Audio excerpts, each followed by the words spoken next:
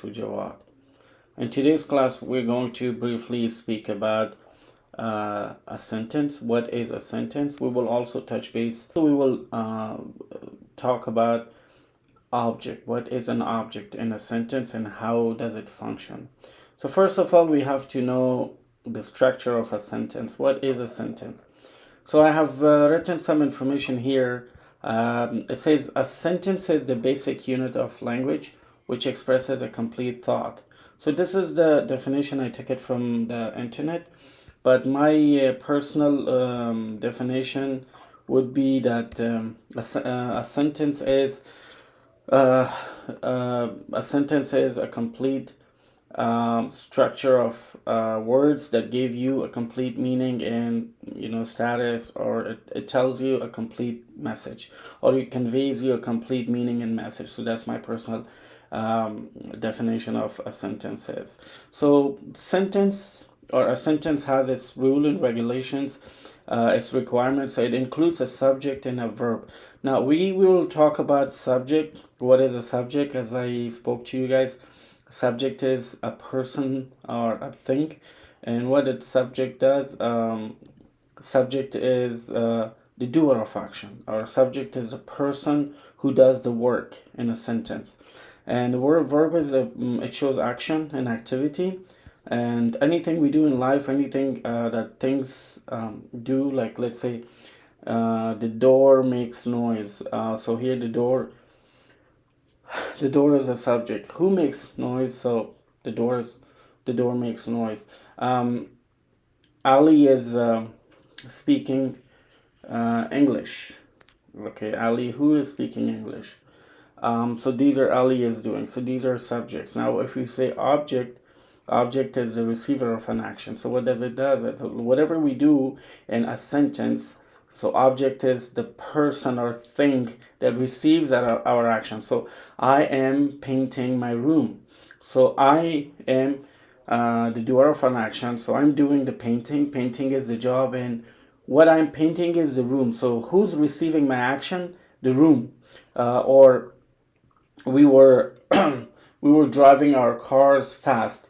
So a car cannot drive, even though nowadays car could be self-driving. But what we do is we're giving the orders and commands, and we're doing the stuff, and whatever we're operating, they're the receivers of our action. If it's one, it's the receiver of an action. Otherwise, they're the receivers of our actions.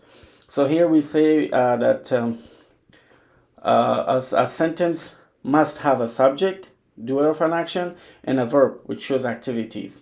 So here it says a sentence is also called independent clause. So why independent? It gives you a complete sense, a complete meaning. That's why it's called an independent clause. It means it doesn't need anybody else's help, so they can convey the message. So subject is demonstrated here. S mean subject, and O mean object, and V mean verb. So the first example says Adam ate an apple. Okay. I'm not going to discuss N and D here. Okay. I'm not going to argue this here, but our purpose is to explain the job that a subject does in a sentence. So Adam, who ate the apple? Adam. Adam is the subject. Ate is the second form of eat, and eating is an action. And apple is object. So who received the action of eating? The object. And the object here is what? Our apple. Okay. An apple. So here you go. Ali read the book. Who read the book? Who read the book? Ali. Verb is read, the action, and book is the one that received the action. McGowan called Kim. Who called Kim? Kim. Okay, so the action was done by Megan or McGowan, and Kim received the action. Okay, so here's another one.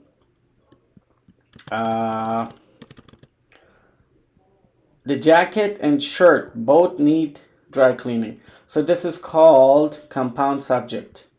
Okay, why we call it compound subject? Because we have used a simple sentence with compound subject Okay, so and for that we don't need to put an S because we're talking about compound subjects. Okay, so a compound subject is the combination of two or more than two subjects in one sentence. So let's say Adam, Christina, and Lance all arrived on time. So it's a sentence that gives us complete meaning, and it includes three subjects, more than two.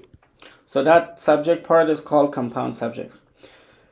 So yeah, so I have defined subject here, that a subject is the doer of an action or activity. The car makes noise. Now here the car is not a human, but the car makes noise. Who makes the noise? The car. Ali runs fast. Lisa types fast. They paint fast. We drove it fast. So we are the doer of actions. We could be a group of 10 people, 2 people, a million people. Drove it fast, so it could be something that we did. And whatever, here the it part, this is the part of object. So it received our action. Object. What is an object? So I will just say an object is the receiver of an action. Okay, receiver of an action. So Adam attended the meeting. So who attended? Oh, here object is meeting. Who attended the meeting? Adam. Liz called me last night. Liz is the one who called, and who did Liz call?